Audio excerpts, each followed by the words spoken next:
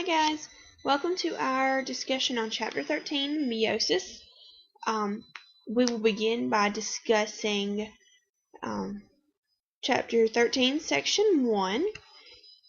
But to get started into that, let's first review over what we know about meiosis and the main point of meiosis, and that is inheriting genetics, genetic traits, inheriting genes from your parents. So to overview what genetics is, what inheritance is variations on a theme. You are variations on a theme of your parents.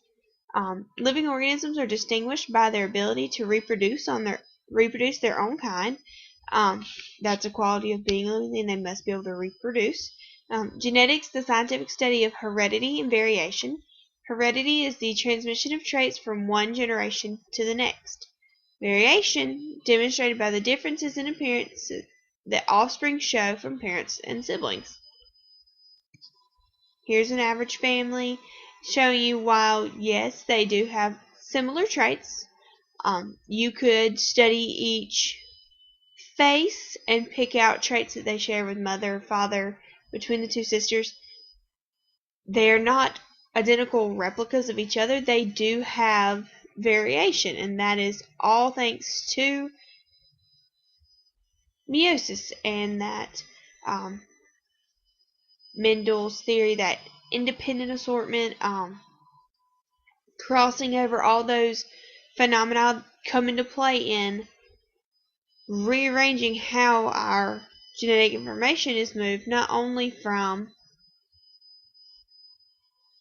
parent cell to daughter cell, in just creating new cells, but also in the genetic process where you not only get half your chromosomes from your mother, you get the other half from your father. So that brings in a whole new set of variation,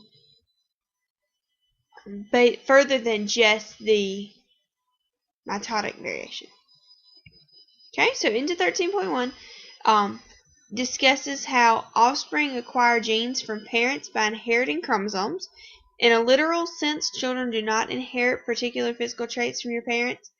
Someone may comment, oh, you have your mom's eyes. Well, you don't literally have your mom's eyes. You share that genetic trait with her, so you share a segment of DNA that is similar to hers that codes for your eye color or eye shape, whatever that trait is. It's your genes that are actually inherited, not that feature itself. Okay? These genes we inherit from our mothers and fathers are our genetic link to our parents, and they account for family resemblance such as shared eye color or freckles. These genes we inherit also account for our differences because we do inherit slightly different genes than our siblings. That's why I use my family as an example. I am 5'4", while my sister, my one and only sister, is 5'11". We inherited a different set of genes when it came to our height acquisition. I'm vertically challenged. She is not. Let's see. Okay. Most of our genes program cells to synthesize specific enzymes and other proteins whose cumulative action produces an organism's inherited traits. Your genetic code writes out who you are. 95% of our genome, of the human genome, is the same. It's that 5%, which when you think of how many base pair make up one human's genome, it is into the 20,000 plus range at last view. So 5% of 20,000 plus is still a pretty wide range of traits that are genetic traits, genes passed on to you that make you individually you. Our genes, those units of heredity, are made up of segments of DNA Genes are passed to the next generation through reproductive cells called gametes. That's your sperm and your eggs. Each gene has a specific location called a locus on a certain chromosome. Most DNA is packaged into chromosomes. There is an exception to that rule. There are small amounts of DNA found in mitochondria and chloroplast. The DNA in eukaryotic cells packaged into chromosomes within the nucleus, with the exception of that mitochondrial DNA. Most of the time that is linked to where you find your genome that you share with your mother. That's said to be your maternal DNA. We'll talk more about that later. That's to come. Alright, we have one set of chromosomes inherited from each parent. So if you think about the human genome, for example, the human chromosome set, we have 46 chromosomes in our somatic cells. So if you inherit 46 total chromosomes, 23 of those come from mom, 23 of those are going to come from dad. So one set from each parent to make up your total chromosome package. Okay?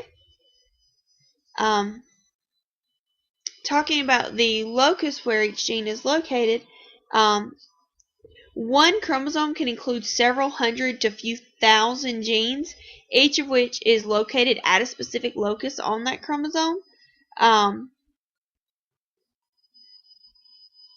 So, to be able to distinguish that gene specific location, you need to know that locus of that specific gene. A plural for a locus is a loci. Alright, it's Latin meaning place. Let's see. I wanted to add, each of those genes that you inherit, those several hundred to few thousand genes, each have their own specific sequence of nucleotides within that DNA molecule. That's why it's so important to understand each gene has its own specific locus, because all of those different nucleotides within the gene, how those line up, it's important to tell where they line up based on looking at those chromosome mapping. We'll talk about what a chromosome map is in a minute, karyotype. Looking at that chromosome map, you can match traits across your different loci. Okay? Alright, comparison of asexual and sexual reproduction. Asexual reproduction, like we discussed before, one parent produces genetically identical offspring by mitosis. So that is just making a clone, a group of genetically identical individuals from the same parent. So that is, if you were to photocopy your parent, and that be you and your siblings, just an exact photocopy, you would be a clone.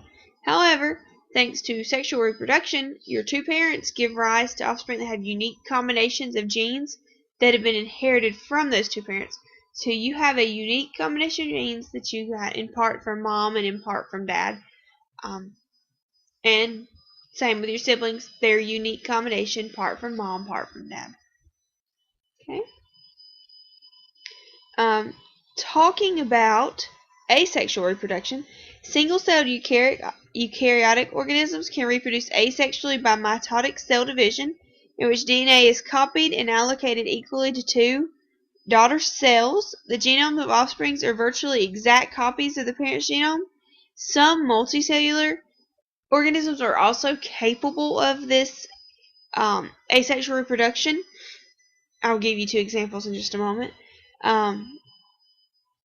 The statement, the chip off the old block, it's referring to a genetically identical to the parent. So you may you may have gotten the phrase, you're a chip off the old block. Well, you are not an exact chip off the old block. You're a variation on a theme, where if you were to take the example of this picture here, this hydra versus these redwood trees, these are both two types of organisms. One is unicellular, one is they're both multicellular, I'm sorry. Very simple multicellular versus a complex multicellular organism. These, you could literally count the offspring as they chip off the old block. They are asexually reproducing. The hydra reproduces by budding. The hydra reproduces by budding. This little bud, once it grows to a certain size, will pinch off, and it's a brand new little hydra.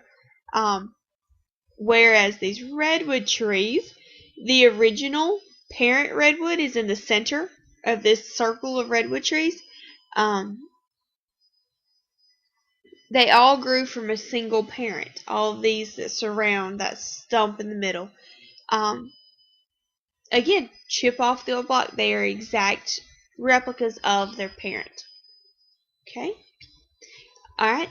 That is where 13.1 stops. I will continue 13.2 in just a moment. If you have any questions on 13.1, please let me know. Make sure to answer your checkpoint questions. So just to review, for 13.1, you need to be able to understand where your traits are coming from. You get half a set of your chromosomes from your mom, half a set from dad. You need to be able to understand that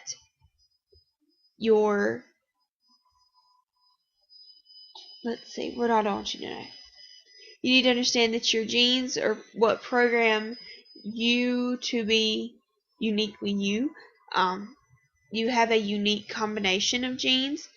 You inherit those traits from your parents, but how they manifest in you and how they combine, how your mom and dad's sets of chromosomes combine when they create you, is uniquely yours. You need to be able to understand that sexual reproduction is variations on a thing. You don't get the exact copy, where with asexual reproduction it is a clone more than an exact copy.